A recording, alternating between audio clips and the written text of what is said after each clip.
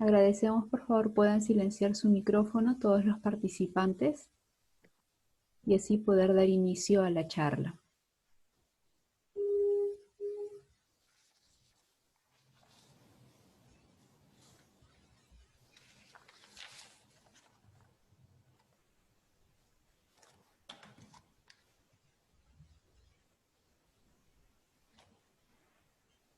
Bien, entonces comenzamos.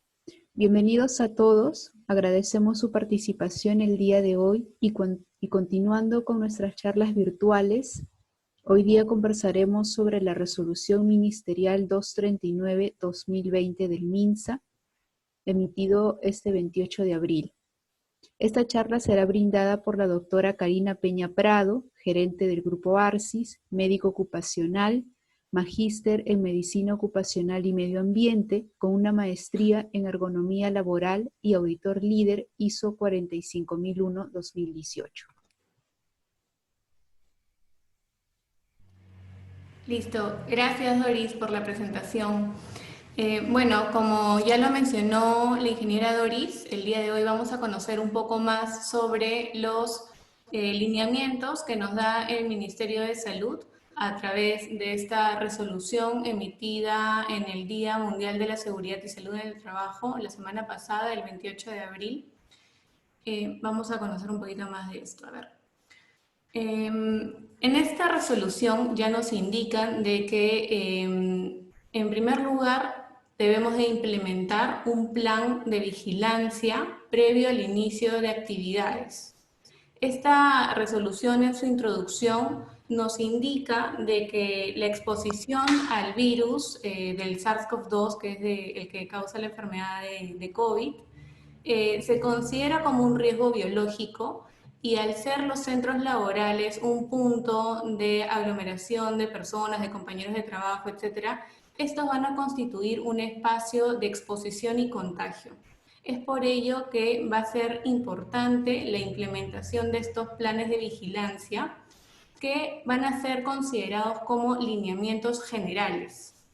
¿Por qué lineamientos generales? Porque en los siguientes días, en los próximos 5 días, los diferentes sectores que les corresponde a la reanudación de esta fase 1, que es lo que vemos en el lado derecho de la presentación, tanto los sectores de minería, construcción, servicio y comercio, van a emitir resoluciones que van a brindar lineamientos complementarios para que el plan contenga tanto los lineamientos que indica la resolución ministerial, la 239, como los propios de cada sector. El día 1 de mayo, el sector construcción ya emitió sus lineamientos complementarios, que es la resolución ministerial 085-2020 vivienda, y el día de ayer ya lo emitió el Ministerio de Salud, también para el tema de restaurantes y la distribución de alimentos por estos, ¿no? Que es la resolución ministerial 250-2020. Este cuadro nos lo presentó la ministra de Economía en un medio de comunicación en el cual, como vemos, se están dando actualmente de manera paralela, como pueden ver acá, nos están dando tanto las autorizaciones para el inicio de actividades como los protocolos sanitarios. La autorización inició el día de ayer con la publicación del Decreto Supremo 080-2020 del TCM, en el que indicaba de que cada sector va a emitir criterios de focalización territorial para la notificación si es que hay casos de COVID-19. Estos criterios aún no han sido emitidos por los sectores y se está esperando que en los próximos días se puedan ir emitiendo. A la par, como les comentaba, ya están saliendo las resoluciones para el tema de los protocolos sanitarios. Iniciamos con el protocolo de salud, que es el que ha salido en la resolución ministerial 239-2020 MINSA, y pronto, por cada sector, si es que corresponde, emitirán sus propias resoluciones. Como les comenté, ya salió el tema de construcción sobre los lineamientos complementarios que van a este protocolo general y también el de restaurantes. Ahora bien, una vez que ya se tenga todo finalizado en estas fases, tanto de autorización como protocolo, las empresas, para iniciar sus actividades, van a presentar estos planes de emergencia a su sector, al sector correspondiente. Y este sector va a aprobar a través de un oficio o un correo que su plan esté bien elaborado. Va a identificar probablemente los lineamientos, si es que cumplen los generales como los complementarios, y va a emitir un oficio o por correo se va a surgir esta aprobación. Una vez que el sector apruebe el plan, este recién puede ser registrado en la plataforma del SICOVID-19. En la resolución indica de que puede ser enviado por mesa de partes. En las próximas diapositivas les vamos a mostrar el correo que hemos encontrado para mesa de partes virtual del Ministerio de Salud. Pero este va a registrarse, si es que no es por mesa de partes virtual a través de una plataforma del INS, estos planes que han sido previamente aprobados por su sector. Y el INS va a emitir como que una constancia de registro. De esta manera ya la empresa puede operar y también esto está sujeta a cualquier fiscalización laboral de este tipo.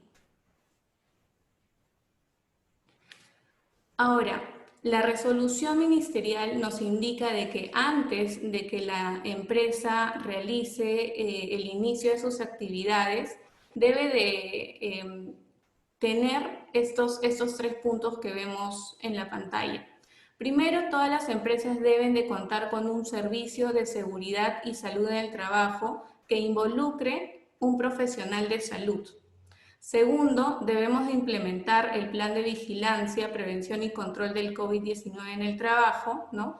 Y dentro de este plan van a estar las medidas preventivas que los empleadores van a implementar dentro de sus centros laborales y también las medidas preventivas para con sus trabajadores. Esto es de aplicación tanto para el sector público como privado y es para cualquier empresa que realice actividades económicas en el territorio nacional. Acá, como les decía, este plan tiene los lineamientos generales del Ministerio de Salud y además, si es que corresponde, los otros ministerios van a sacar sus lineamientos complementarios, por los cuales este plan debe ser enriquecido con estos lineamientos adicionales. Ahora, cuando conversamos sobre el servicio de seguridad y salud en el trabajo, nosotros vemos en el anexo número 1 de esta resolución que nos brinda este cuadro, que es el responsable o el servicio de seguridad y salud en el trabajo será constituido o por el empleador o por una enfermera con entrenamiento en salud ocupacional o con un médico que puede contar con diplomado en salud ocupacional o con una maestría en salud ocupacional.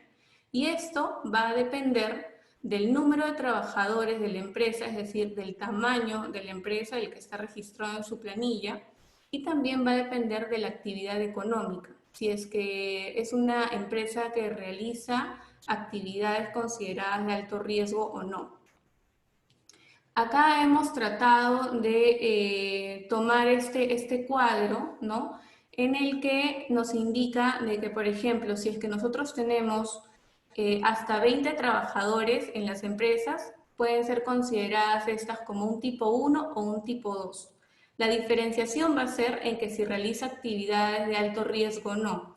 Si es que no realiza actividades de alto riesgo, el personal que debe conformar parte de su servicio de seguridad y salud del trabajo va a ser solamente el empleador. Sin embargo, este puede realizar una consultoría con un especialista en salud ocupacional o si es que tiene los SSTRs a través de la salud, puede consultar a través del CEPRIT de salud. Para ello, no hay un número de horas aplicables porque la ley así no lo indica, o la normativa al menos no. En cambio, si esta empresa sí realiza actividades de alto riesgo y no llega a superar los 20 trabajadores, además el empleador dentro del servicio de seguridad y salud del trabajo va a requerir la presencia de un profesional de enfermería con entrenamiento en salud ocupacional. La contratación de la enfermera puede ser como máximo hasta 36 horas semanales.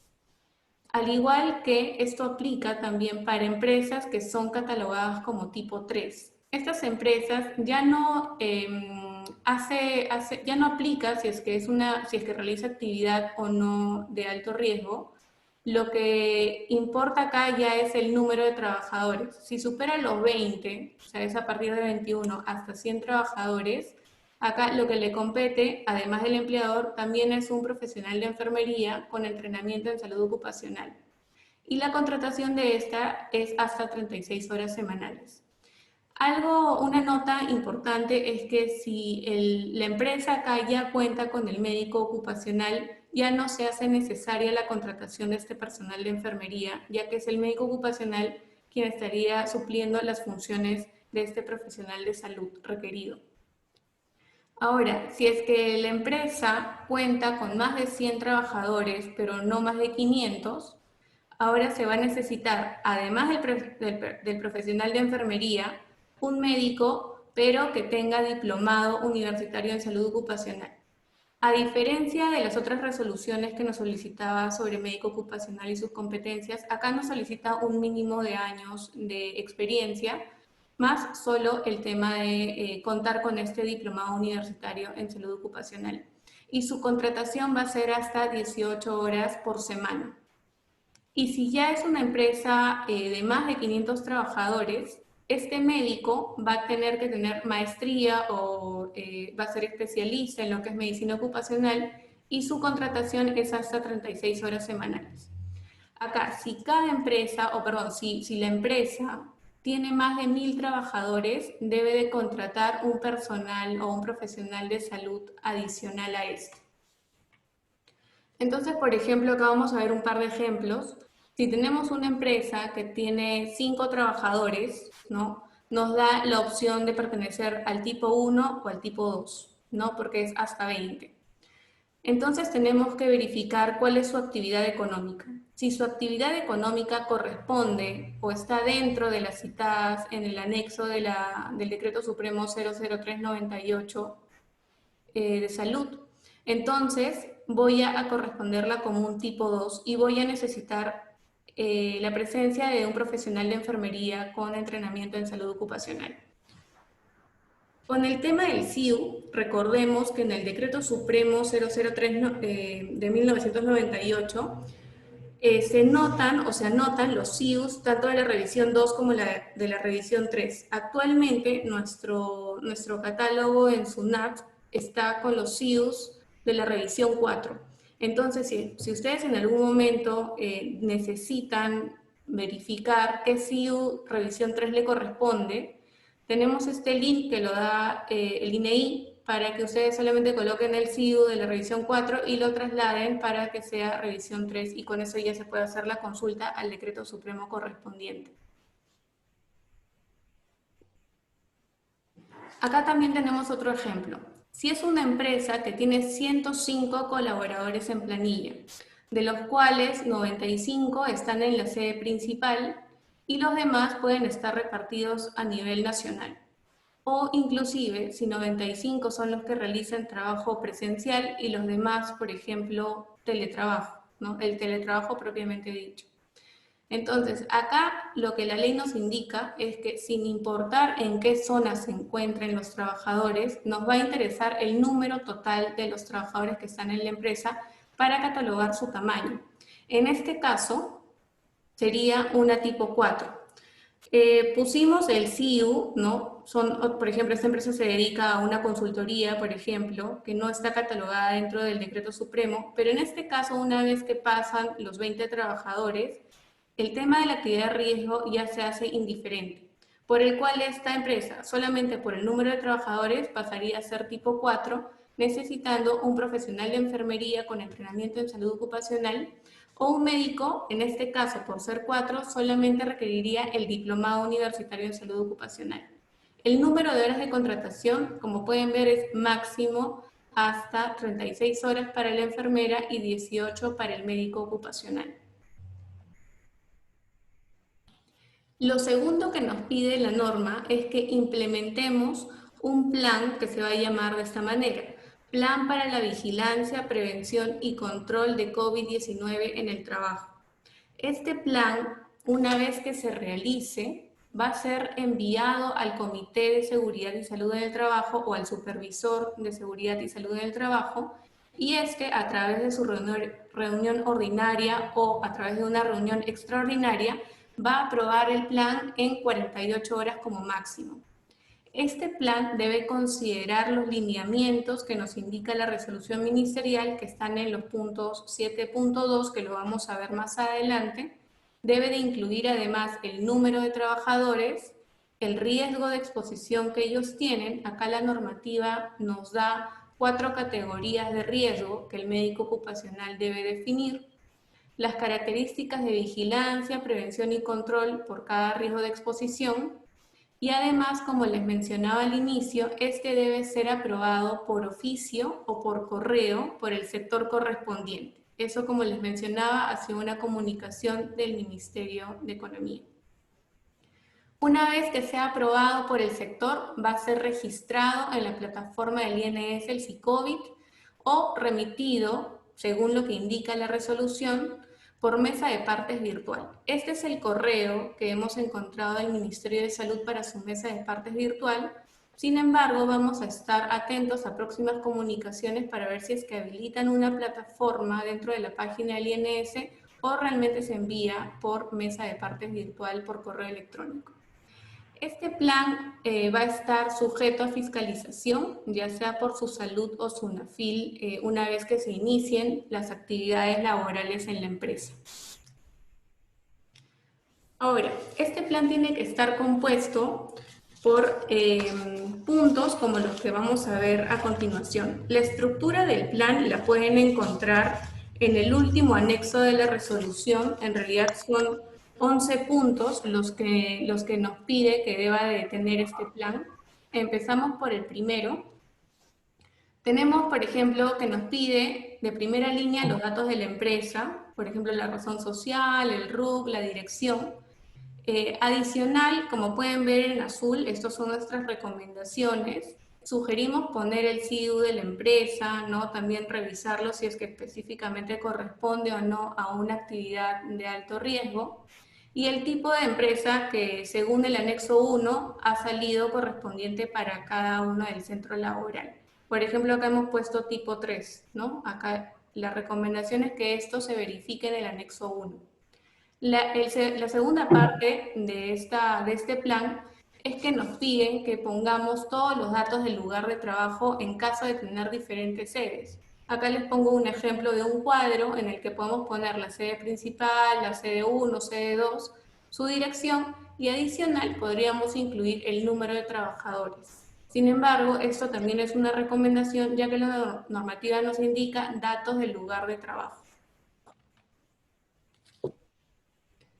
En la parte 3 nos indica los datos del Servicio de Seguridad y Salud del Trabajo. Si nos vamos al anexo número 1 y vemos, por ejemplo, que nos corresponde que nosotros somos una empresa tipo 3, tendríamos que indicar qué profesional de enfermería conforma nuestro Servicio de Seguridad y Salud del Trabajo, aparte del empleador.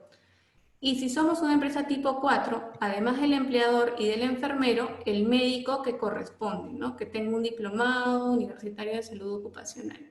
Se sugiere que anexo a este plan se dé la hoja de vida documentada del profesional de salud, porque recuerden de que esto es fiscalizable. Después también tenemos ya la parte de introducción, los objetivos. Esto es algún ejemplo que les he puesto, pero en realidad nos podemos guiar un poco de nuestro plan de seguridad y salud del trabajo y también un poco de la introducción que sale en la misma resolución ministerial 239. Al igual que los objetivos, que el objetivo general de este plan es la implementación de estos lineamientos generales y complementarios si es que el sector lo define de esa manera. El cuarto punto que nos pide este plan es la nómina de trabajadores por riesgo de exposición a COVID-19. Esta nómina de trabajadores, acá le hemos puesto un ejemplo de cómo surgiría este cuadro. Acá podríamos colocar el nombre del gerente general con su puesto de trabajo, la sede a la que corresponde, ¿no?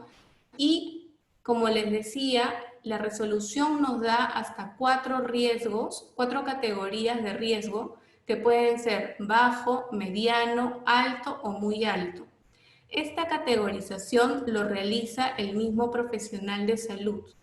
Lo que se recomienda es que esta categorización, fuera de los conceptos que están dentro de la normativa, que también los vamos a ver más adelante, es que realice una evaluación tanto de factores de riesgo biológico como la exposición de cada actividad que tiene estos trabajadores. Acá lo vamos a ver. Nosotros hemos hecho este cuadro para hacerlo tal vez un poco más didáctico, en el que acá catalogamos todos los riesgos que nos indica la resolución. Como les digo, hay de riesgo bajo, mediano, alto o muy alto. Nosotros tenemos que tener en consideración que vamos a evaluar el contacto ocupacional, ¿no? Y lo hemos dividido en 3 categorías: con el público en general, contactos con compañeros de trabajo y o clientes. Ahora, en clientes, entiéndase que si, por ejemplo, yo envío a un trabajador a otro cliente, ¿no? Envío un trabajador a mi cliente, ese trabajador va a tener que pasar por el tema de vigilancia, una coordinación tal vez con la persona, tal vez va a hacer atención a muchas otras personas dentro del ámbito de las instalaciones de este cliente, o tal vez solamente se dedique a, por ejemplo, a realizar mantenimiento de una máquina. Considerar que la exposición no solamente va a ser de persona a persona, sino también con superficies. Entonces, todos esos criterios nosotros los tenemos que aplicar para definir cuál es el tipo de contacto en frecuencia y en distancia con esta exposición que vamos a tener. Y finalmente, categorizamos también si es que hay contactos, pero con personas con sospecha o confirmación de COVID-19. Porque hasta antes de esto, tanto como el público en general como compañeros de trabajo, obviamente nosotros no sabemos si es que tienen o no tienen la enfermedad, ¿no? Entonces, empezamos con el riesgo bajo. Para el público en general, ¿no? La norma define que si el contacto es mínimo o tienen más de 2 metros de distancia con el público general, por ejemplo, un contador no tiene contacto con público en general. Entonces, hasta ahí va a ser un riesgo bajo. Si es que el contacto con compañeros de trabajo y o clientes en frecuencia no es frecuente, no te indica la norma un número de veces para catalogarlo como frecuente, entonces ahí va a aplicar un poco el estudio que se haga por cada actividad del puesto de trabajo, si es que el riesgo o si es que la frecuencia de esta actividad del trabajador no es frecuente que esté en contacto con compañeros de trabajo y o clientes, es otro punto adicional para que se considere como riesgo bajo. Y la distancia, nuevamente acá indican contacto mínimo, se entiende que la distancia va a ser más de 2 metros de distancia con compañeros de trabajo y o clientes. Obviamente, tanto en el riesgo bajo, el contacto con personas sospechosas o que tengan la confirmación de la enfermedad del COVID-19 no va a haber en ninguno de estos ámbitos. Entonces, si es que cumple todos estos criterios, el puesto de trabajo puede ser considerado como riesgo bajo. El riesgo mediano, a diferencia del riesgo bajo, ya no garantiza que el contacto tenga más de 2 metros. Por ejemplo, recepcionistas, ¿no? Que pueden estar o que necesitan el contacto un poco más cercano, que no sea más de 2 metros, ¿no?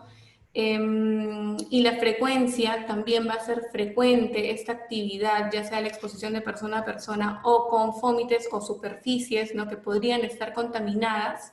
Entonces, para esta catalogación se realiza o se define como riesgo mediano, considerándose tanto como para bajo y mediano que no hay exposición de estos trabajadores para personas con sospecha o confirmación de COVID-19.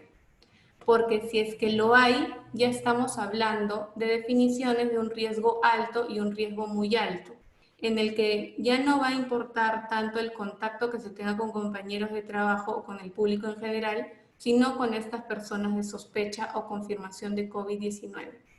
Acá la diferencia entre ambas es que si hay una atención directa de estas personas que están catalogadas como casos sospechosos o confirmados de COVID-19, si es que, por ejemplo, hay una intubación, hay generador de aerosoles dentro de las actividades que se realicen, entonces va a ser como un riesgo muy alto. Y si es que no, y hay una atención indirecta, por ejemplo, profesionales de salud que no trabajan en áreas COVID-19, pero tienen que pasar por ahí por algún tema de interconsulta o referencia, entonces se convierte en un riesgo alto, ¿no?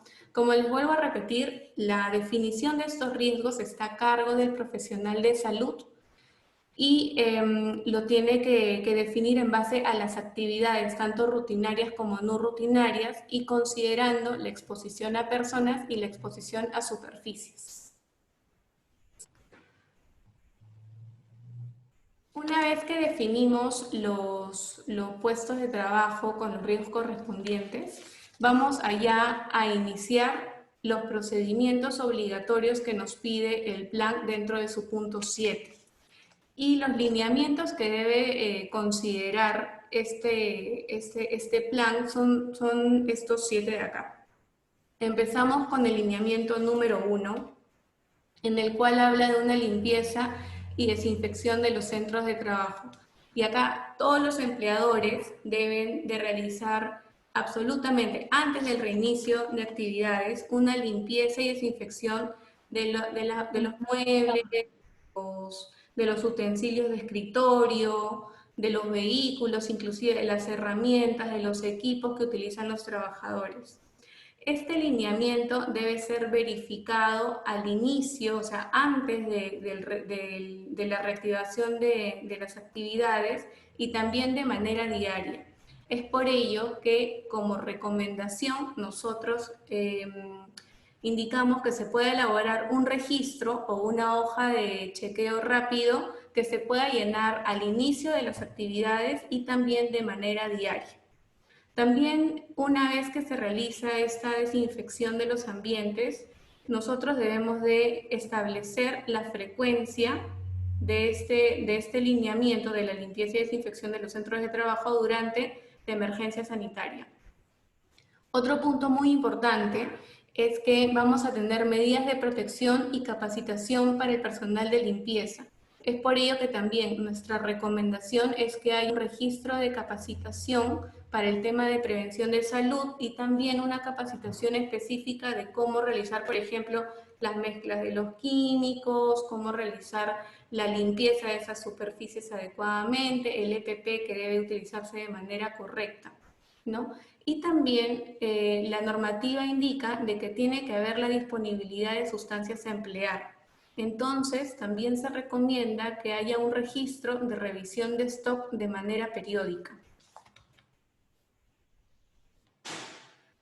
En el segundo lineamiento ya nos habla sobre la condición de salud de los trabajadores y esto va a estar a cargo del profesional de salud, quien deberá gestionar o ejecutar según las actividades para las que se le ha contratado. Por ejemplo, el primer punto que debe de hacer este profesional de salud es la identificación del riesgo biológico, que es lo que hemos visto, para que cada puesto de trabajo sea consignado como riesgo bajo, mediano, alto, muy alto. Esto está a cargo del profesional de salud. Como segundo punto, se indica en la normativa que se le debe de aplicar la ficha de sintomatología COVID-19. Esta ficha de sintomatología, la normativa nos la da como un formato en su anexo 2 y se le debe de dar esta ficha a todos los trabajadores antes que retornen a los centros de trabajo. También indica de que se tiene que tomar la temperatura al ingreso y también al final del ingreso a los centros laborales, ¿no? Entonces, acá nuestra recomendación es que se mantenga un registro diario de la temperatura. También nos indica esta resolución de que se le debe de aplicar pruebas serológicas o pruebas moleculares a los trabajadores. En este punto de aquí de la aplicación de las pruebas serológicas, lo vamos a ver más adelante, Sin embargo, es preciso indicar de que es obligatorio para todos los puestos de trabajo que están catalogados de mediano, alto y muy alto. Y el riesgo bajo es a criterio del profesional de salud. Con respecto a la aplicación de la ficha, esta es la ficha que es parte del anexo 2 de la resolución, ¿no? En el que se va a consignar los datos del trabajador, si es que tiene en los últimos 14 días o ha tenido estos puntos de acá como sensación de alza térmica, tos, estornudo. Entonces, esta ficha debe ser llenada por cada trabajador. Tiene que ser antes del retorno o reincorporación. Ahorita vamos a definir estos términos. Tiene que ser de carácter declaratorio, porque es una declaración jurada, y no puede quedar ningún espacio en blanco, es decir, los trabajadores deben de responder esto en su totalidad, al 100%. En el tema de las pruebas rápidas o moleculares, como les comentaba, estas pruebas están indicadas tanto para el riesgo mediano, alto y muy alto. Económicamente el costo está a cargo del empleador y el riesgo bajo solamente va a ser a criterio o por indicación del profesional de salud. Esta prueba se va a realizar antes del ingreso a las actividades. Sin embargo, es criterio del profesional de salud quien indica la periodicidad, es decir, el profesional de salud, dependiendo de las actividades que realice la empresa o de otros puntos que puede evaluar, lo puede realizar cada 7 días, cada 14 días, una vez al mes, etcétera, ¿no? Entonces, esto ya es a criterio del mismo profesional de salud. Ahora, les he puesto acá la alerta de Digemit, la número 11/2020. ¿Por qué? Porque en esta alerta Digemit ya nos indica de que los únicos establecimientos autorizados para comercializar estas pruebas rápidas deben de contar con una resolución que emita la misma Digemit, ¿no? Entonces, antes de que ustedes, antes de que ustedes adquieran estas pruebas, es preciso de que tengan en consideración, uno, que debe de tener esta autorización dada por Digemit. Dos, que la persona que tome esta prueba también hay que estar alineados con lo que indica Digemit, que pueda ser un técnico autorizado por o por el laboratorio, ¿no? O una persona que sepa realizar esta toma de muestras. Y tres, ver cómo va a ser el proceso de la notificación en caso ustedes encuentren un caso positivo o una prueba rápida positiva dentro de sus instalaciones, ¿no? Antes del retorno a las actividades que hacer si es que se encuentra un caso positivo o una respuesta positiva con la prueba rápida, ¿no? Entonces, todas estas consideraciones también las tiene que definir el profesional de salud para ver cuáles son los pasos que se van a realizar. Entonces, una vez que se realicen tanto la ficha del anexo 2 como las pruebas serológicas moleculares, ¿no? Esto va a servir para que el profesional de salud del servicio de SST determine si es que el trabajador puede regresar o reincorporarse a su puesto de trabajo.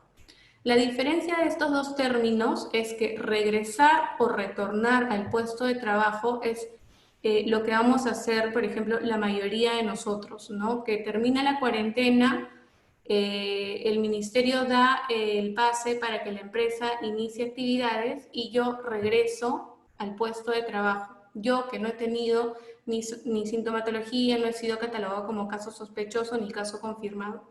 En cambio, si es que una persona ha presentado el diagnóstico de COVID-19 y ha necesitado descanso médico, ¿no? Y va a reincorporarse al trabajo, ese es el término que se debe utilizar, la reincorporación.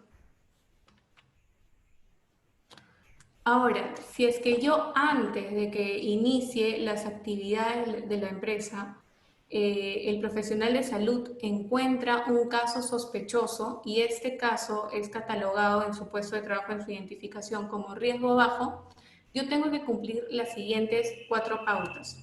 Primero es la aplicación de la ficha. La ficha ya la hemos tomado a todos, entonces este primer punto estaría cubierto. La segunda, que es la aplicación de la prueba rápida, también estaría cubierta, a menos que además que sea sospechoso, se vuelva a realizar nuevamente antes de la reincorporación en este caso. Ahora, en el tercer punto, lo que se va a solicitar es la identificación de contactos en domicilio para saber quiénes son y su notificación al Ministerio de Salud. Esto ya podría ser por parte del mismo trabajador, llamando al 113, opción 2, etcétera, ¿no? Se van a tomar las acciones ya específicas que indica la resolución ministerial 193, que es sobre la atención de personas que son casos confirmados o sospechosos de COVID. Y lo que sí indica es que el profesional de salud va a hacer un seguimiento clínico a distancia de manera diaria.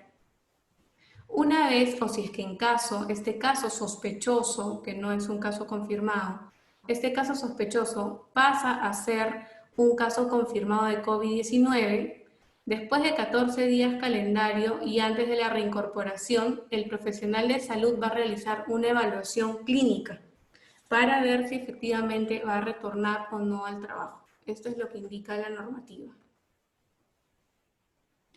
Pasamos al tercer lineamiento, que ya forma parte del lavado y desinfección de manos obligatorios. Eso también debe estar considerado dentro del plan de vigilancia, en el cual acá el responsable va a ser el empleador. Acá el empleador tiene que asegurar la cantidad y ubicación de puntos de lavado de manos o alcohol en gel. Acá, por ejemplo, dentro del plan podríamos incluir una tabla con los números de puntos de lavado y su ubicación. Lo que sí o sí indica es de que al ingreso del centro laboral se coloque un punto de lavado que sea con agua y con jabón o con alcohol en gel, ¿no?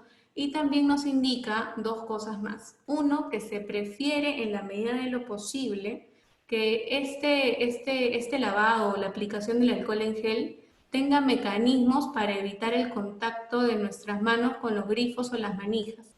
Les he puesto ahí, por ejemplo, una foto en el que hay una activación a través de un pedal, ¿no? O también pueden utilizar los sensores o cualquier mecanismo que evite este contacto de manos con superficies. Adicional a ello, también en la parte superior de cada punto de lavado o cada punto de aplicación de alcohol en gel, debe de haber un cartel, ¿no?, informativo en cómo se debe de ejecutar adecuadamente esta actividad. Luego pasamos al lineamiento 4, que habla sobre la sensibilización de la prevención y contagio en el centro de trabajo. Acá es el profesional de salud el responsable de asegurar las siguientes actividades. Primero, que hayan capacitaciones, medios informativos sobre lo que es la enfermedad del COVID-19, su protección laboral, ¿no?, sensibilización. Y acá un punto muy importante que toca la norma es que a través de estas capacitaciones se dé la importancia de prevenir la estigmatización de las personas que han podido contraer el COVID-19. Esto sobre todo es para evitar lo que es el rechazo social entre compañeros de trabajo o la violencia que inclusive puede suceder de manera física o psicológica. Otro punto importante es que nosotros recomendamos que de estas capacitaciones, que pueden ser virtuales, ¿no?, se mantenga un registro de capacitación.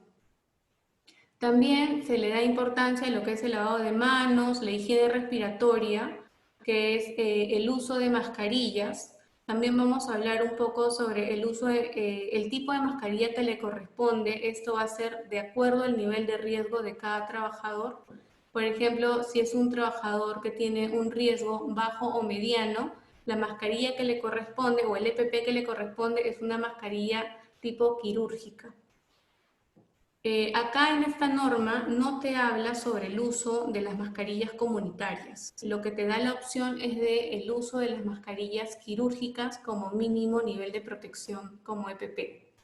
Entonces acá también lo que recomendamos es que se mantenga un registro de entrega de estas mascarillas u otros insumos o EPPs que el trabajador pueda utilizar. La idea de esta sensibilización que se pueden dar a través de capacitaciones, charlas, carteles informativos, etcétera, es que haya un reporte temprano de los síntomas por parte de los trabajadores. Entonces, las capacitaciones que pueda dar el profesional de salud debe ser enfocada a que los trabajadores se sensibilicen a que cualquier síntoma temprano que ellos puedan tener, más vale reportarlos al área correspondiente. Otro punto importante que nos da la norma es de que nosotros habilitemos un canal de comunicación que puede ser a través del correo, del teléfono o del WhatsApp. En este caso podría ser con el mismo profesional de salud o con una persona encargada de la misma empresa para cualquier tema de inquietud o duda que se pueda surgir en este contexto. Como lineamiento 5 ya tenemos las medidas preventivas de aplicación colectiva. En estas medidas, básicamente, lo que nuestra acción va a ser para el medio o vía de transmisión que se pueda dar dentro de los centros laborales. Es por eso que la norma nos indica que debemos tener ambientes ventilados. Habla sobre una renovación cíclica del aire, no lo especifica, puede ser, por ejemplo, ventanas abiertas, ventilación, o si somos ya más precisos o más preventivos, ya un sistema de ventilación adecuado realizado por un ingeniero, etcétera, ¿no? Pero habla sobre ambientes ventilados. También nos indica que como mínimo el distanciamiento social que tiene que haber es de 1 metro de distancia. Y además, como les decía, todos los trabajadores deben utilizar mascarillas o protección respiratoria. Otro punto que también nos indica es que las mascarillas N95 solamente van a ser de uso exclusivo para los trabajadores que se encuentren catalogados como alto riesgo o muy alto riesgo. Si es que hay espacios comunes, por ejemplo, cafeterías, ascensores, ¿no? Etcétera, nosotros también debemos mantener igual el metro de distancia. Debo de tener turnos previamente establecidos y también el uso de mascarillas para las personas que compartan el espacio común. Las reuniones, y ese es un punto que sí ayuda bastante para el tema de las capacitaciones virtuales, ¿no? Que el Ministerio de Salud da como que el pase para que estas sean de preferencia de manera virtual para evitar la aglomeración de personas. Una duda tal vez o un punto que pueda ser más estudiado es ver si efectivamente las capacitaciones que se realicen de manera virtual puedan ser consideradas como las 4 que pide la Ley de Seguridad y Salud en el Trabajo, ¿no? Que van a estar dentro del plan anual de SST.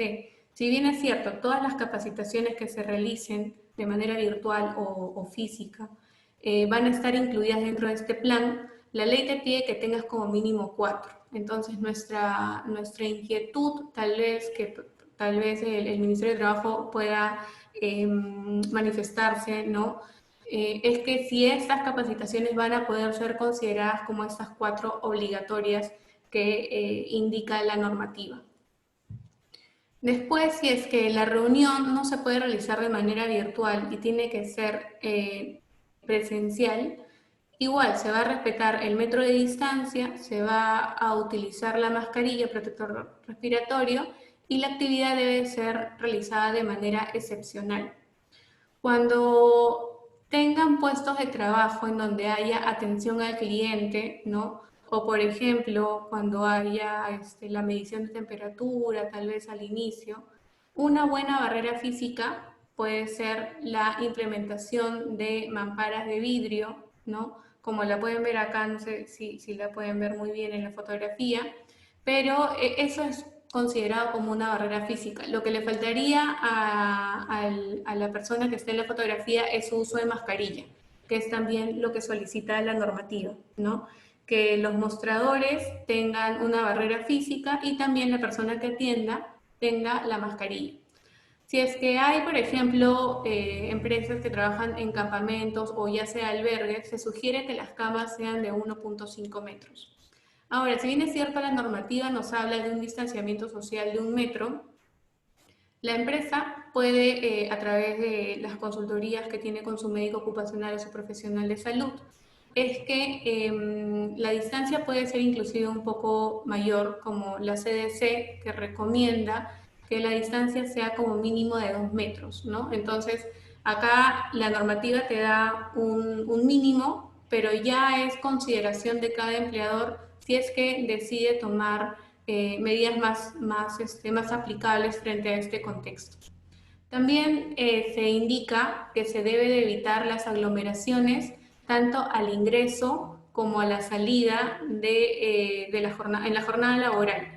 Acá lo que se propone, porque dense cuenta que al ingreso de estos centros laborales se va a tener que medir la temperatura, por ejemplo, haciendo un poco de paréntesis, en el sector construcción tienen que además hacer la pulsioximetría, tienen que hacer una evaluación física un poco más detallada, entonces tal vez ahí hay como que un cuello de botella, una congestión. Lo que se podría recomendar en este caso es que las empresas tengan cambios organizativos, es decir, por ejemplo, un cierto grupo ingrese a las 8 de la mañana, tal vez el otro grupo a las 9 o 10 de la mañana. Entonces, la idea es que se evite la aglomeración en ingreso y salida del centro laboral. Esta misma recomendación también va para los espacios comunes, si es que tienen comedores dentro de sus puestos de sus centros de trabajo. La idea es que también vayan por grupos y que no haya una aglomeración en estos espacios comunes. También tienen que haber puntos estratégicos para el acopio de EPPs utilizados, ¿no? Y se tienen que catalogar como material peligroso, ¿no? Para su desecho. En el lineamiento 6 ya vemos las medidas de protección. Para esto, la resolución nos da en su anexo número 3 qué tipos de EPPs los trabajadores deben de utilizar. Por ejemplo, si esta es el anexo 3 de la resolución, acá vemos los trabajadores que están catalogados como riesgo bajo, riesgo mediano, riesgo alto y muy alto. Les decía que si ustedes tienen colaboradores que están dentro del riesgo bajo y mediano, solamente o como mínima protección se va a necesitar la mascarilla quirúrgica. Ya es potestad de cada empleador si adicional a esto también se les da, por ejemplo, careta facial, gafas de protección, guantes, etcétera, además de sus EPPs habituales, claro está. Ojo que esto no va a incluir a las mascarillas N95, ya que estas van a ser de uso exclusivo para el personal que se catalogue como un riesgo muy alto o alto de exposición. Así también ya tenemos que si además si estas personas que están catalogadas como riesgo alto o muy alto, por ejemplo, si es que ustedes contratan a un enfermero que va a medir o hacer trabajo asistencial, ¿no? O al médico que haga trabajo asistencial propiamente dicho, se va a considerar que además del respirador utilice gafas de protección, guantes, traje, etcétera, ¿no? Entonces, estos son los equipos de protección mínimos que pide la normativa por cada nivel de riesgo que tengan en sus puestos de trabajo. Con respecto a la mascarilla, la normativa nos da 3 tipos de mascarilla, que es la que la mayoría de nosotros ya conocemos. Tenemos, primero nos indica la mascarilla quirúrgica, ahí como pueden ver la resolución o la norma técnica que avala ese tipo de mascarillas quirúrgicas, es la que pueden ver en pantalla. Tenemos las mascarillas textiles o comunitarias, que también tiene su propia resolución elaborada por el Ministerio de Salud. Y tenemos ya las N95 o lo que se llama como protector respiratorio, ¿no? Que ya son solamente de uso exclusivo para trabajadores que se encuentran como riesgo alto o muy alto.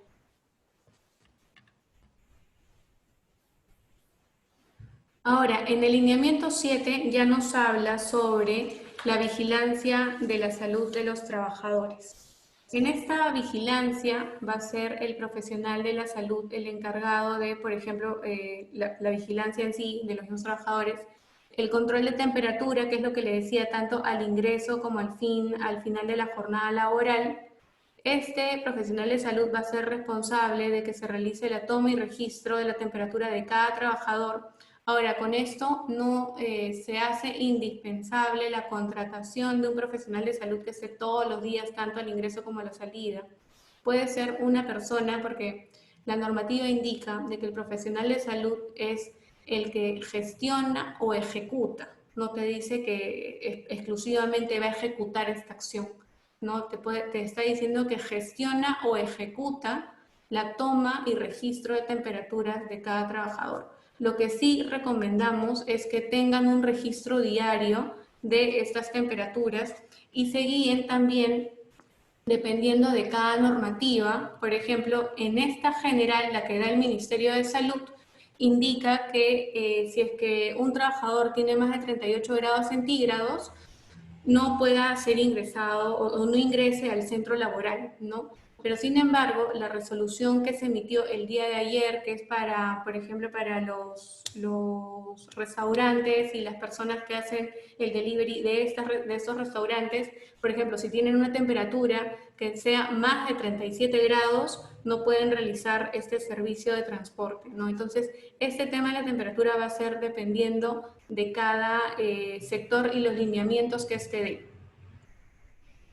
También se indica de que si es que tú tienes un trabajador que ya está catalogado como riesgo muy alto, nos ponemos en el caso, por ejemplo, de hospitales, médicos, enfermeros que atienden en las zonas COVID, la toma de temperatura no solamente va a ser al inicio y al final, sino también a la mitad de la jornada laboral. Todo trabajador con fiebre y evidencia de síntomas y signos, esto ya es una vez ya dentro del contexto de inicio de las actividades, ¿no? Se va a catalogar como caso sospechoso. Entonces, lo que vimos previamente, que era con este dibujo similar, lo que vimos hace unas diapositivas anteriores, hablaba de un caso sospechoso, pero en el contexto de que antes que se iniciaran las actividades. Acá ya te está hablando de que una vez de que tú ya evidencias que el trabajador que ya está dentro de tus instalaciones se considere porque tiene fiebre o alguna evidencia de signos o síntomas, ya el profesional de salud lo catalogue como caso sospechoso. Entonces, acá nuevamente la resolución nos indica de que se debe de aplicar la ficha, ¿no?, del anexo 1, se le tiene que tomar pruebas serológicas, pero en este tercer y cuarto punto es donde nos da un alcance mayor. Primero nos indica de que debo de contactar a las personas o a sus compañeros de trabajo que han estado previamente en contacto con ese trabajador considerado como caso sospechoso. Lo que se recomienda acá es que el profesional de salud haga un mapeo, una línea de tiempo, ¿no?, para ver con quién ha estado en contacto esta persona en los últimos 14 días.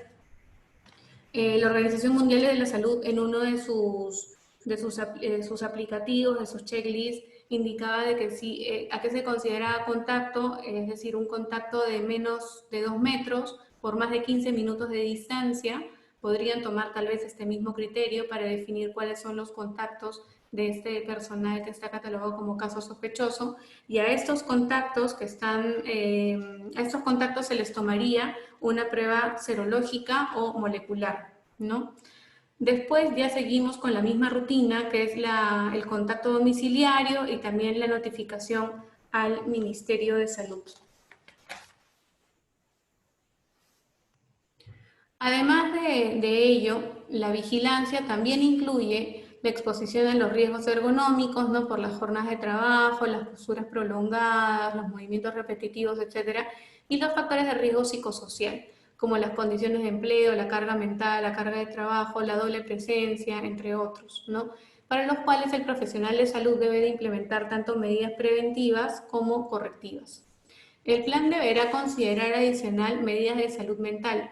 Recordemos que en marzo de este año se emitió la Ley de Salud Mental, en el que implicaba que las empresas tengan sus planes para resguardar la salud mental de sus trabajadores, en el que se incluía programas de nutrición, capacitaciones de un tema emocional, ¿no?, etcétera.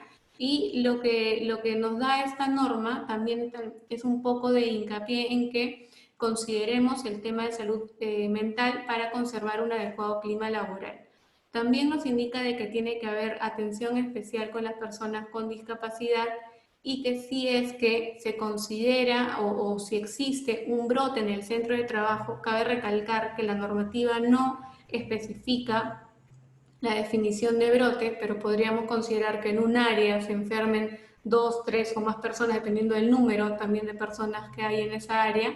La autoridad sanitaria va a comunicar a SUNAFIL para que SUNAFIL realice una inspección en el centro de trabajo y ver si efectivamente se han cumplido con todos los aspectos preventivos que indica el plan.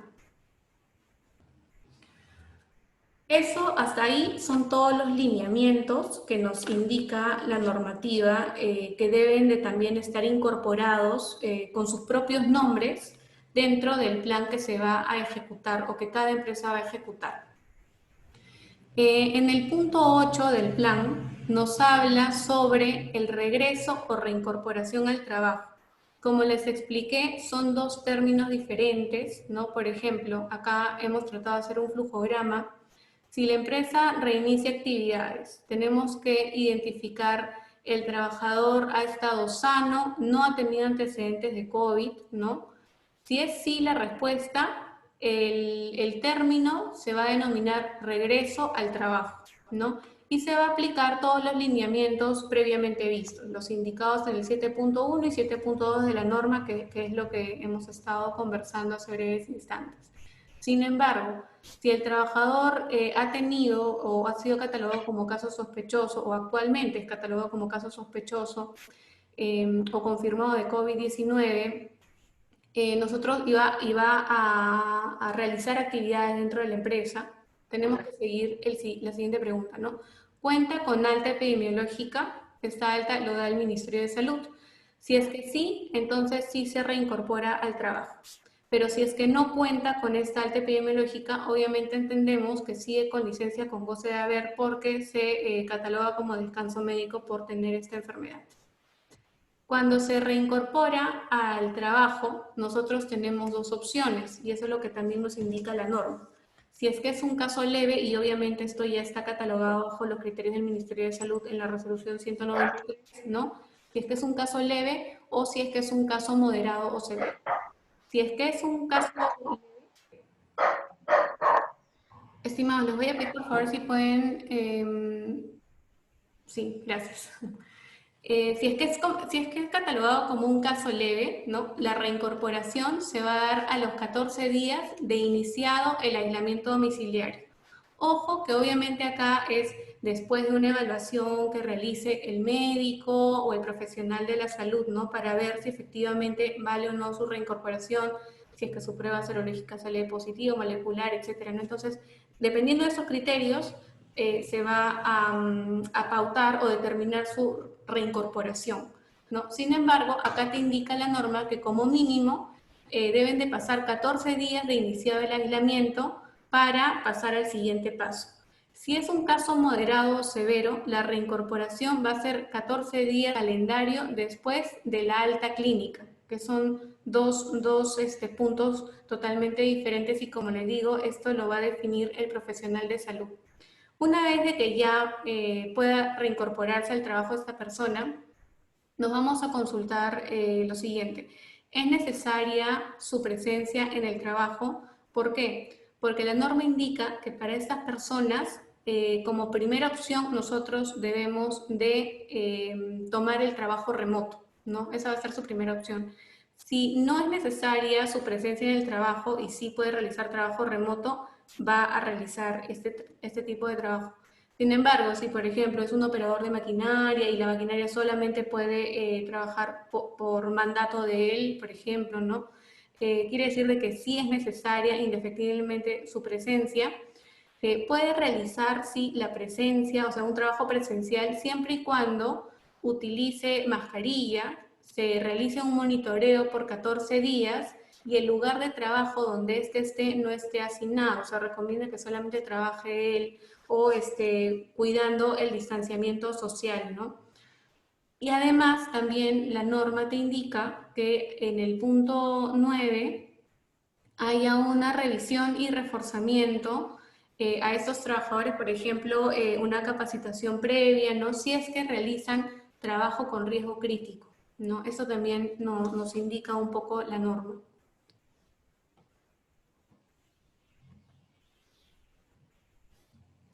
Ahora, en el tema de trabajadores de riesgo, porque lo que hemos hablado hasta hace un momento son trabajadores que no están catalogados como, que no tienen estas condiciones que pueden ver en el lado derecho, ¿no? Que son, por ejemplo, personas más de 60 años, hipertensión arterial.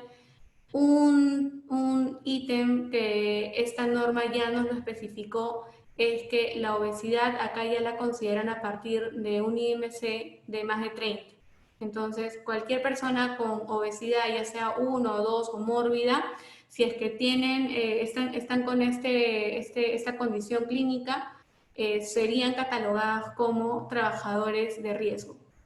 Estos trabajadores de riesgo van a estar establecidos por el médico del Servicio de Seguridad y Salud en el Trabajo, ¿no?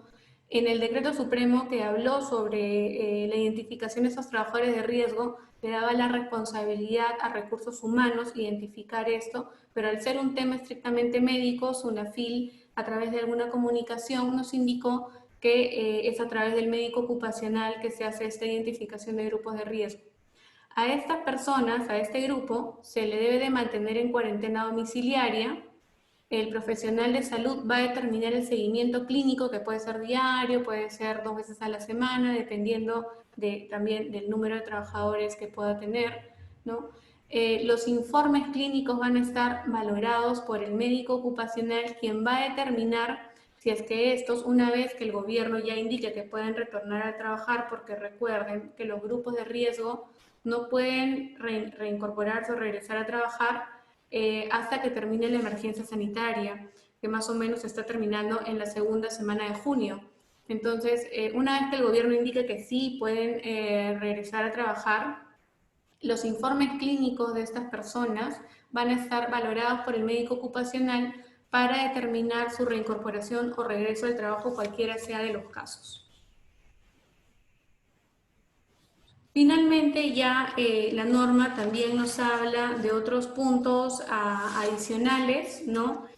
Por ejemplo, dentro del plan, que ya no lo hemos puesto acá, pero por ejemplo van a encontrarlo en el anexo 4 de la norma, que es que habla sobre responsabilidades del cumplimiento, o sea, qué lineamiento le corresponde a qué persona, ¿no? Al empleador o al profesional de salud, etcétera.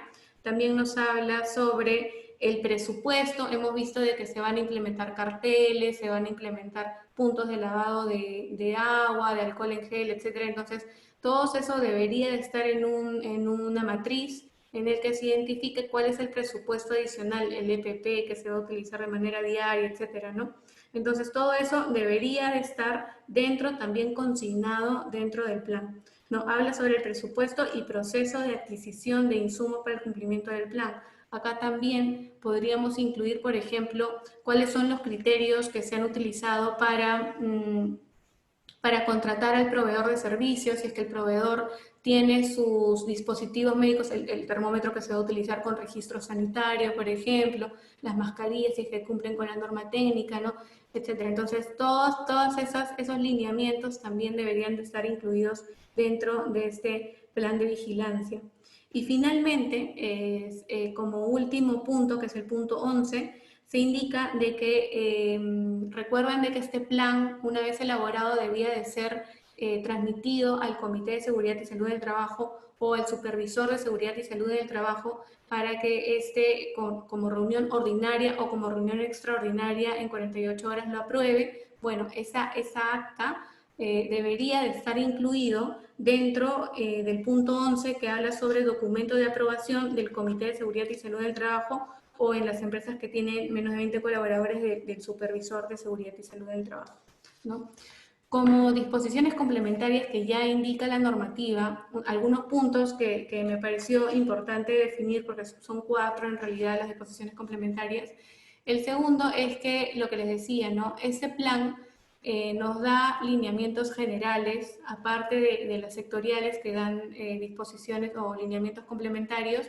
Sin embargo, nos pone como que un mínimo de actividades que nosotros debemos de cumplir.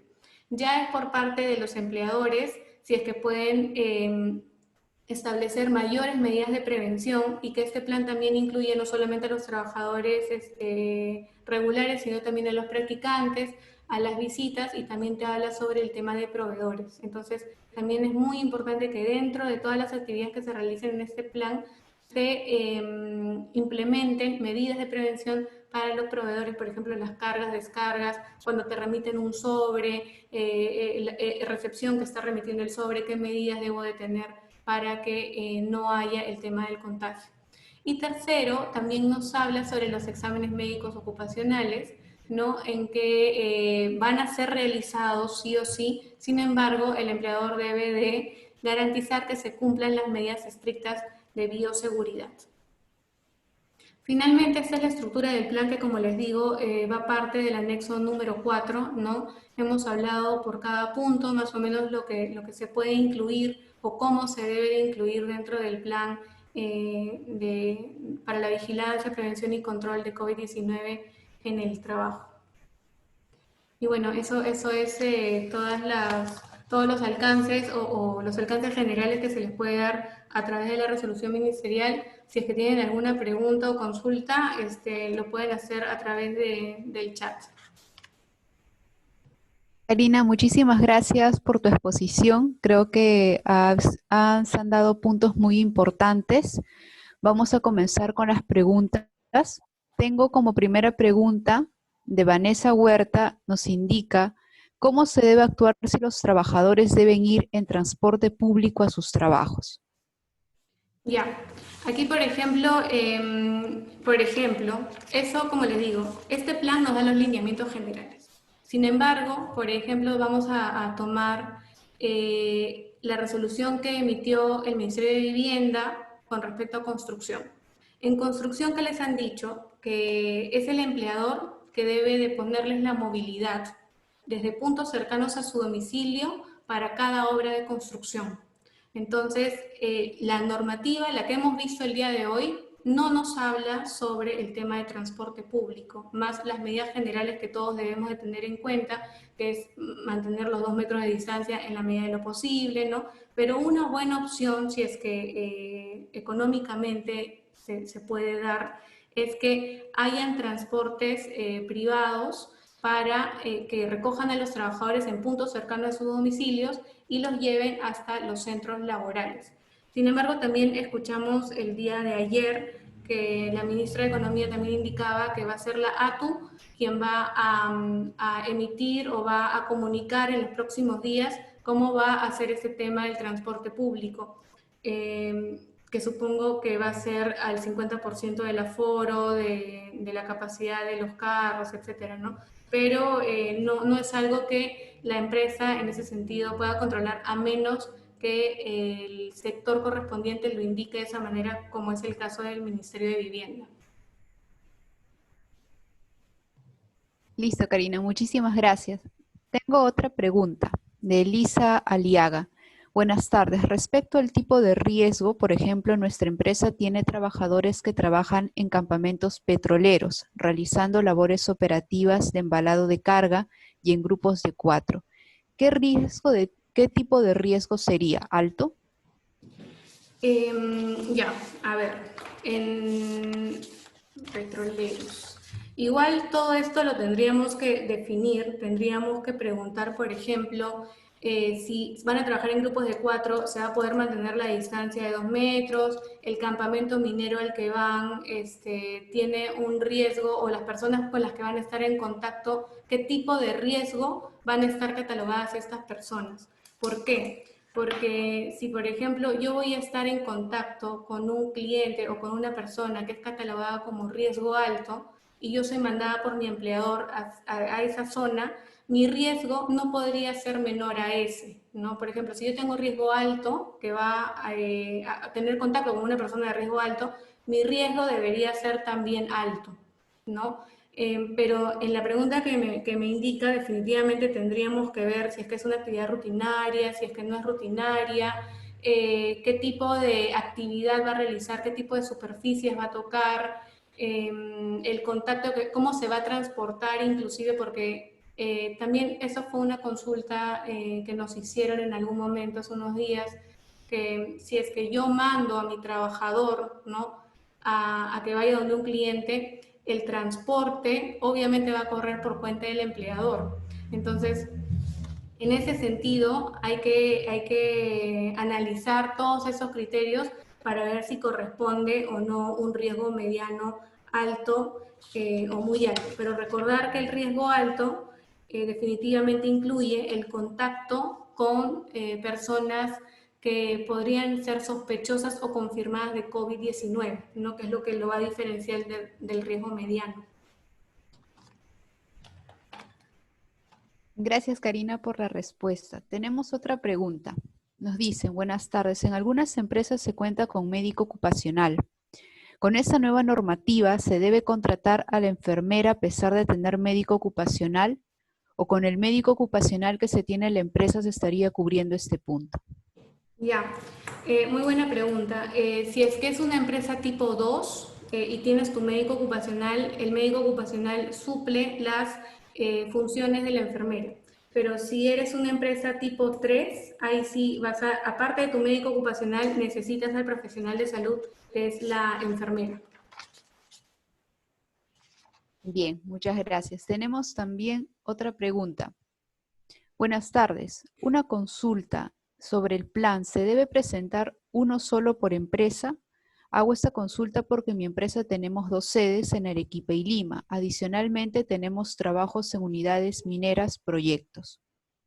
Claro, lo que la norma te indica es que presentes tu plan como empresa, como empresa. Si es que el proyecto minero te pide un plan adicional por las actividades que estás realizando ahí, bueno, eso ya es un tema tal vez contractual. Pero el plan que se debe de presentar al sector y registrar en el Ministerio de Salud es el plan que es el general, el que es de tu empresa, ¿no? En general, no por proyecto. Listo, muchas gracias. La siguiente pregunta. F. Sánchez nos pregunta, por favor aclaren la diferencia entre mascarilla comunitaria y mascarilla quirúrgica, materiales adecuados y permitidos según el MINSA para el trabajo. Ya. La mascarilla comunitaria son las textiles, ¿no? Para eso el Ministerio de Salud emitió una resolución ministerial de cómo podías hacer tu mascarilla y era la mascarilla que recomendaban para el uso de todas las personas en general, o sea, cuando sales a la calle, etcétera, ¿no? Lo que nos indica esta normativa es que la mascarilla que debe de utilizar el trabajador es la quirúrgica, es la que, por ejemplo, no sé si ustedes han visto la que son azules y blancas, ¿no? Las que tienen un protector de un material en específico, que son 3 capas, ¿no? Y la del medio tiene ese material en específico, están hechas bajo una norma técnica peruana inclusive, ¿no? Tienen también, están Ok, hechas son 4 personas. Ya. están bajo una norma, ay, perdón, están bajo una norma inclusive europea que debe ser cumplida bajo esos estándares de elaboración. Entonces, la diferencia obviamente es que la mascarilla comunitaria es la que puedes hacerlo en tu domicilio, con Notex, ¿no? De 80 gramos de algodón, etcétera. Deben de cumplir ciertas medidas. La quirúrgica es la que ya están bajo estándares ya propiamente indicados por la normativa técnica peruana o por la normativa europea. Y otro punto que me preguntaron es cuál está permitido según el MINSA. En la resolución del uso comunitario, o sea, cuando vas a la calle, es la comunitaria, o sea, la textil. Pero si vas a trabajar, ya según esta resolución, la 239, nos indica que debe ser la quirúrgica. Y la N95, que ya es la que vemos, por ejemplo, en los profesionales de salud, que son unas que son compactas, ¿no? Esa sí es exclusivo para el uso de profesionales o personas que están incluidas dentro de riesgo alto o riesgo muy alto. Gracias, Karina. Vamos con la siguiente pregunta. Nos preguntan, con respecto a las barreras físicas, ¿podría ser la careta facial si en caso no se puede colocar un vidrio o acrílico para el área de recepción? Sí, lo podrían revisar eso en realidad con el ingeniero de seguridad, ¿no? Con el supervisor, porque la careta facial en realidad es considerado como un EPP, sí es una barrera física. Sin embargo, lo que te indica la normativa es que sea, por ejemplo, mamparas, o sea, vidrio o un mostrador, ¿no? Que mantenga alejado eso. Pero sí se entendería que una careta es una barrera física que puede ser implementada por el área de recepción. Listo, gracias. La siguiente pregunta. Eduardo Salcedo nos pregunta, ¿entonces las capacitaciones a distancia o virtuales volverán a ser permitidas? Ya. Eso es lo que les comentaba, ¿no? En esta resolución ministerial sí nos dan como que pase libre a que realicemos capacitaciones virtuales, sobre todo para evitar la aglomeración de personas en un solo ambiente, ¿no? Entonces, por ese sentido, se entendería que todas las capacitaciones que realicemos, al menos hasta que el ministerio se pronuncie, sean de manera virtual. Sin embargo, recuerden de que hay una resolución que salió en diciembre del año pasado en el que las 4 capacitaciones de seguridad y salud del trabajo que pide como mínimo la ley de la 29783 deben de ser solamente de índole presencial. Estamos realizando, ya hemos enviado nuestra carta al Ministerio de Trabajo para ver si efectivamente podríamos considerar las capacitaciones virtuales como válidas para cumplir estas 4 mínimas que pide la normativa. Cuando tengamos una respuesta, se las haremos, se las comunicaremos para que todos tengamos la misma información al respecto, ¿no? Pero hasta el momento se entendería que sí. Inclusive cuando hemos preguntado, hemos hecho esta consulta a la misma entidad de SUNAFIL, SUNAFIL nos ha indicado que es mejor que el Ministerio de Trabajo se pronuncie frente a este tema, ¿no? Entonces, ahí eso es como que un punto que hay que dejar un poco en el aire, pero sin embargo, eso no nos da pie para que hagamos capacitaciones presenciales, ¿no? Acá, de ahora hasta que dure tal vez el estado de emergencia o cuando ya el ministerio nos lo autorice, tenemos que hacer capacitaciones virtuales.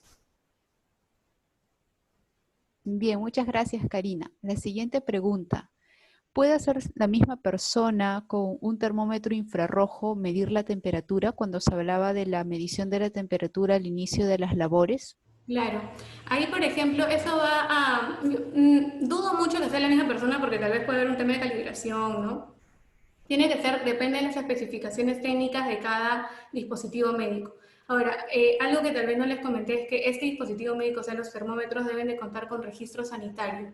Entonces, a la hora de que ustedes soliciten este dispositivo a su proveedor, es importante que se ubique el registro sanitario y lo pueden inclusive buscar en la página de Digemit, ¿no? Ponen ahí el registro sanitario de este dispositivo y ver si realmente es o no válido y puedan utilizarlo. Ahora, con respecto a si es que yo me puedo medir la temperatura, podría ser que sí, pero dependiendo de la especificación técnica de cada dispositivo. Es mejor que sea otra persona la que lo mida y si es que lo va a hacer de esa manera, porque ahora han salido inclusive como que puertas, ¿no? En donde no necesitas otra persona que te mide, sino que el termómetro solito empieza a medir y se refleja en una pantalla, ¿no? Que ya está a 2 metros, 3 metros de distancia en otra cabina, ¿no? Entonces, se aconseja que sí sea mejor que otra persona lo haga porque hay mayor precisión o estabilidad a la hora de realizar la medición a la otra persona o al trabajador. Bien, muchísimas gracias. La siguiente pregunta. Patricia consulta, ¿cuáles son las consideraciones a tomar en cuenta para el personal de riesgo al pasar el 9 de junio? Ya, como les comentaba, esto va a depender de la evaluación que realice el médico ocupacional. El médico ocupacional, por ejemplo, le puede tomar su prueba serológica, molecular, la ficha de sintomatología de COVID, le puede pedir, por ejemplo, los alcances o evaluaciones clínicas que ha tenido y el profesional de salud o el médico ocupacional, según todo lo que evalúe, estudie de estos puntos que les he comentado, va a determinar si es que reingresa o se reincorpora al trabajo. Como consideraciones adicionales, una vez que el médico lo autoriza, es que siempre esté totalmente protegido con el distanciamiento social, cuidar el tema de las reuniones tal vez físicas, preferible que también sea virtual. Es más o menos todos los lineamientos que hemos dicho en la charla, pero tal vez inclusive aumentar un poquito más el estándar para ellos, ¿no? Tal vez podría ser eso, ya tendría que ser una conversación con su médico, darles una movilidad privada, ¿no? Para que se puedan desplazar hacia el centro de trabajo, ¿no? O tener una movilidad que recoja a varias de estas personas, o sea, tener más cuidado en ese sentido, ¿no? Más de lo que se están aplicando actualmente. Bien, muchas gracias. La siguiente pregunta. Margie Velarde nos consulta si es implícito que el personal con obesidad grado 1 deba estar bajo seguimiento del médico ocupacional. Sí, o sea, como trabajadores de riesgo, sí. La normativa ya nos indica que todas las personas que tengan un IMC más de 30 deben de ser consideradas trabajadores de riesgo. Por ende, deberían ya de estar catalogadas dentro de este grupo poblacional. Sin embargo, eh, hay, por ejemplo, personas que hacen fisicoculturismo y que no exactamente están en obesidad, o sea, tienen más masa muscular y por eso su IMC sale elevado. Entonces, acá ya es dependiendo del estudio de cada caso, si es que está afiliado o no a otras condiciones médicas. Sin embargo, por un tema legal, ya la normativa ya te indica ese estándar mínimo. Entonces, por ende, sí lo tendrías que considerar como grupo de riesgo, a menos que el médico sustente efectivamente que el peso que mantiene ese trabajador es por un tema de fisicoculturismo, tal vez se anexa alguna evaluación médica, etcétera, ¿no? Y ya se sustente que no pertenece al grupo de riesgo, ¿no? Por tener un IMC elevado. Gracias, Karina. La siguiente pregunta. Diana consulta. Una empresa MIPE de 7 trabajadores del rubro metal mecánico, ¿es necesario que cuente con una enfermera para su reinicio de labores? Ya, Diana, acá sí me vas a tener que ayudar porque tendría que ver el CIU de tu empresa, buscarlo en el decreto supremo el 00398 para ver si efectivamente está catalogada como una actividad o no de alto riesgo y dependiendo de eso, si es que no está catalogada como una actividad de alto riesgo, entonces no necesitas la enfermera.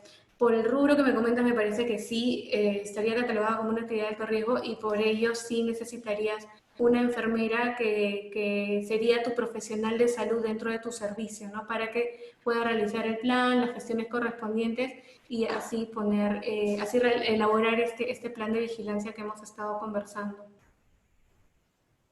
Gracias, Karina. La siguiente pregunta. Rolando nos consulta. Si una empresa tiene personal que labora en proyectos de exploración minera y estos trabajadores se realizan el examen preocupacional que incluye prueba COVID en una clínica preocupacional, aún así la empresa necesita del concurso de un profesional médico en el terreno para el desarrollo de las actividades.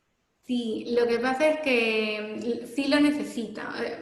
Entiendo que tu empresa tiene en todo caso más de 100 trabajadores, ¿no? O sea, que es de tipo 3 para arriba.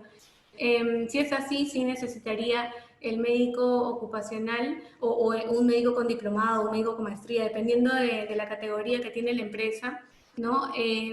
Pero sí, porque el médico no solamente va a realizar la evaluación clínica del examen médico ocupacional, en realidad eso lo realiza la clínica. El médico ocupacional o el médico del servicio va a gestionar que las actividades del plan se estén cumpliendo, ¿no? El seguimiento clínico diario, ver las medidas preventivas, las capacitaciones, la vigilancia médica de factores ergonómicos, psicosociales, etcétera, ¿no? Entonces, sí, acá definitivamente, si es que el tipo de tu empresa lo amerita, sí necesitarías la presencia de un profesional de salud, ¿no? Gracias, Karina. La siguiente pregunta. Ricardo consulta. Para la reactivación de actividades, ¿debo presentar un plan de emergencia COVID-19? ¿Este plan es independiente del plan de vigilancia, prevención y control del COVID?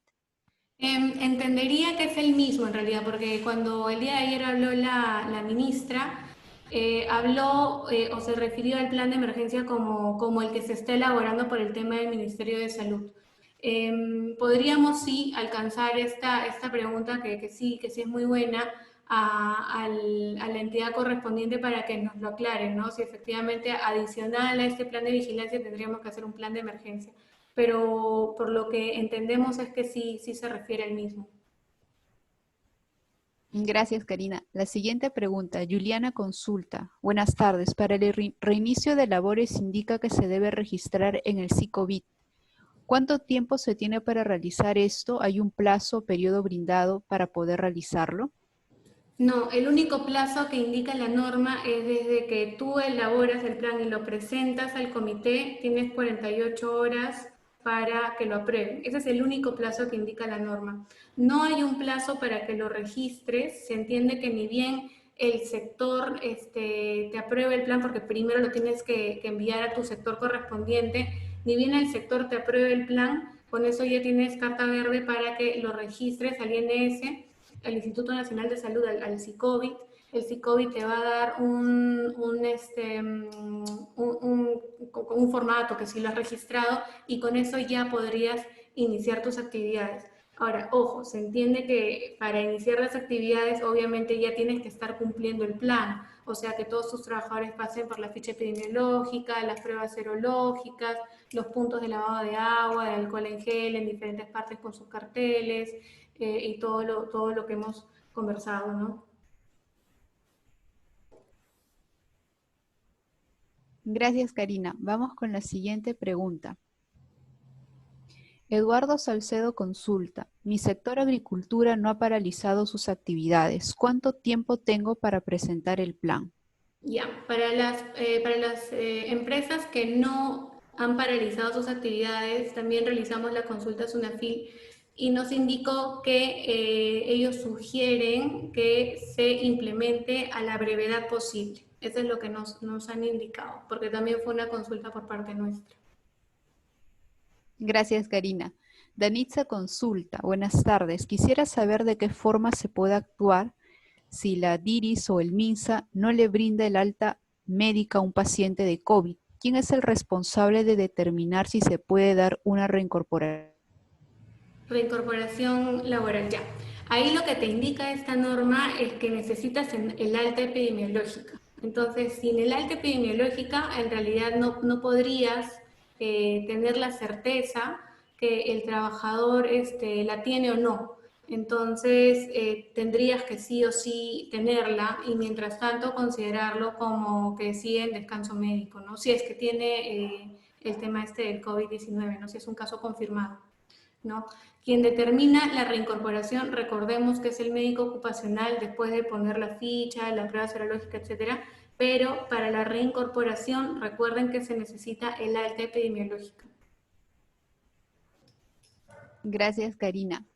Tenemos varias preguntas. Luis consulta, buenas tardes. ¿Cómo hago si mi empresa ha estado operando durante la cuarentena por ser una empresa del sector telecomunicaciones? ¿Debo hacer pruebas a los técnicos? Claro, o sea, como les digo, esto también va de la mano con la pregunta anterior. Lo que nos ha indicado la SUNAFIL es que el plan se realice, se elabore y se implemente a la brevedad posible. Entendemos entonces que sí, o sea que al igual que se tiene que hacer la prueba, el test para los de riesgo mediano para arriba, los trabajadores, ¿no? Antes del reinicio de labores, se supone que actualmente, si ya han seguido trabajando, se tiene que realizar estas pruebas, ¿no? Bien, muchas gracias. Vanessa nos consulta, en mi empresa tenemos un médico ocupacional, pero ella solo está contratada por 4 horas. Tenemos 120 trabajadores. ¿Debemos de extender las horas del médico ocupacional? A ver, vamos a revisar aquí el cuadrito mejor para tener un mejor alcance. A ver, son 120, sí, 120 trabajadores. Ya, si son 120 trabajadores, entraría a una empresa tipo 4. No importa si es una actividad de alto o bajo riesgo. Necesitas un médico, que es un médico que como mínimo debe tener un diplomado en lo que es salud ocupacional, ¿no? Pero adicional a él, o sea, te dice que máximo este médico debe de trabajar hasta 18 horas semanales, no te da un mínimo. Ahora, tal vez por las nuevas disposiciones, elaboraciones de planes que tiene que realizar el médico, tal vez ya sería una cuestión de que se converse para ver si es que sí se podría ampliar esto, porque tal vez 4 horas al mes o a la semana, no sé muy bien ahí cuál es el tiempo de contratación, no le va a dar abasto para realizar todas estas actividades, ¿no? Sin embargo, por normativa te indica que hasta máximo son 18 horas del médico, ¿no? No te da un mínimo. Y adicional al médico, deberías de contratar una enfermera con entrenamiento en salud ocupacional, porque estamos hablando que eres un centro de trabajo tipo 4. Bien, muchas gracias, Karina. Ángelo pregunta, si la mascarilla de tela Notex 80 gramos, ¿es correcto usarlo? Ya, para el tema de trabajo, según la resolución, no. solamente las quirúrgicas, porque es el implemento mínimo que nos está solicitando según el anexo 3. Acá te dice que ya sea un trabajador de bajo riesgo o riesgo mediano, tienes que utilizar las mascarillas quirúrgicas. En ningún momento de la normativa, más solo en el tema de definiciones, habla sobre la mascarilla de uso comunitario. Se entiende que cuando tú ingresas a trabajar a la empresa dentro del centro laboral, se te tiene que dar tu mascarilla quirúrgica, que son descartables una vez al día, etcétera, y solamente tendrías que utilizar esa, ¿no? Bien, Karina, gracias. Jonathan nos consulta. Creo que fue una pregunta similar a los casos anteriores. Tiene varias sedes operativas en varios departamentos de 10 a 15 personas. ¿Cómo sería el caso de la atención de la enfermera? Ya que tenemos una sede principal, ¿es necesario tener una enfermera en cada sede? Ya, no, no es necesario. Acá, bueno, al menos lo que la normativa le indica, ¿no? Si la empresa lo puede contratar a buena hora. Pero no, lo que la normativa te indica es que si, por ejemplo, tú sobrepasas el número de 20, como veo acá, ¿no? Si es 10 a 15 por sede, ya. No sé, por ejemplo, eres una empresa tipo 3, te corresponde tener a una enfermera, ¿no? Que gestione o ejecute, ¿no? El plan. En este caso, podría ejecutarlo dentro de tu sede principal, donde puede ir a trabajar de manera física. Sin embargo, para las demás sucursales podría colocar a un responsable, o ya ven ustedes si contratan a un técnico, a un enfermero, etcétera, pero para que esa persona sea la que ejecute, porque la enfermera o el profesional de salud tiene la responsabilidad de gestionar o ejecutar. Entonces, sí es válido que contrates a una enfermera para que gestione todo ese ámbito, ¿no? A nivel nacional. Gracias, Karina. Otra pregunta de F. Sánchez. Respecto a los trabajos donde no se puede mantener la distancia social por factores netamente operativos, de mantenimiento, por ejemplo, ¿qué medidas se podrían tomar? Ya, en esta normativa no te habla sobre eso, pero por ejemplo, si nos guiamos de otras normativas como la de construcción, ahí sí te habla si, por ejemplo, hay trabajos en los que no puede haber ese tema de que tiene que ser en conjunto. Por ejemplo, nos habla si es que las herramientas se tienen que utilizar de manera conjunta, las herramientas tienen que estar, lo utiliza un trabajador, ¿no? Se desinfecta y lo tiene que utilizar el otro trabajador. Ese es lo que indica la normativa de construcción. Otro punto es que antes que ingresen a laborar en la zona común, cada trabajador se desinfecte, se limpie y se desinfecte totalmente, para que de esa manera ahí recién pueda ingresar a laborar. Otra opción que yo les doy tal vez es tener más medidas de bioseguridad, tal vez una careta, ¿no? O dependiendo de los EPPs que utilicen. Si es que son, por ejemplo, dudo mucho, ¿no? Si es que son temas de mantenimiento operativo, pero por ejemplo, si es que son mascarillas quirúrgicas, tal vez tratar de no hablar inclusive, ¿no? Para tener un poco más de protección en ese sentido. Pero sí, esos serían los factores. O sea, es válido, ¿no? Si es que la actividad amerita que tiene que haber más de una persona. Pero sí tienes que tener como que más medidas de bioseguridad para que no haya el tema de la transmisión. Considerando también que las superficies pueden ser un medio de transmisión, ¿no? El tocar las superficies y luego la boca, la nariz, etcétera. Gracias, Karina. La siguiente pregunta. Jessica consulta. El personal con factor de riesgo realiza trabajo desde casa llamado teletrabajo o home office. ¿Debe ser considerado su puesto trabajo de bajo riesgo, considerando la alta probabilidad por ser personal de factor de riesgo? Sí, claro, o sea, solamente perdón, el cuadro de la catalogación de factores de riesgo no te habla si es que la persona es considerada o no un grupo de riesgo, ¿no? Solamente te habla del contacto ocupacional que puedas tener. En este caso, si van a trabajar desde casa, mientras trabaje desde casa, teletrabajo o el trabajo remoto, se consideraría que esta persona es un riesgo bajo porque no tiene el contacto con compañeros de trabajo a menos de 2 metros, ni contacto con el público, ni contacto con casos sospechosos o confirmados de COVID por ocasión del trabajo, ¿no? No sería un riesgo bajo. Listo, Karina. Ya tenemos varias preguntas. Creo que Las preguntas lo vamos a absolver por correo. Cualquier consulta a las personas que se han inscrito se les va a poder responder por correo. Y tenemos ya la última pregunta.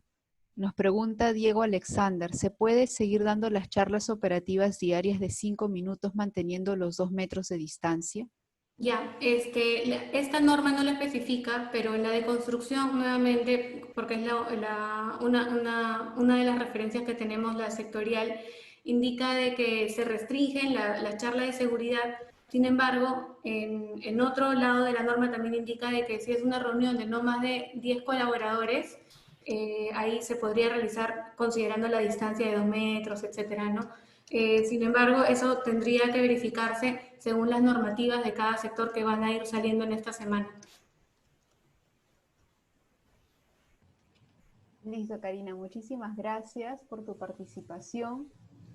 Hemos tenido bastantes preguntas que no se han podido resolver por el tema del tiempo, pero justo se está redactando en el chat que todas las preguntas que no se pudieron completar nos pueden escribir a comercial@grupoarcis.com. Ahorita lo voy a detallar en el chat para que puedan tener una respuesta, ¿no? Hay preguntas muy interesantes, pero por el tema del tiempo ya no se va a poder resolver, pero escríbanos con toda la confianza, cualquier duda, estamos para atenderlos. Muchísimas gracias, gracias Karina, una excelente participación, gracias a todos. Gracias a todos por su asistencia, nos vemos.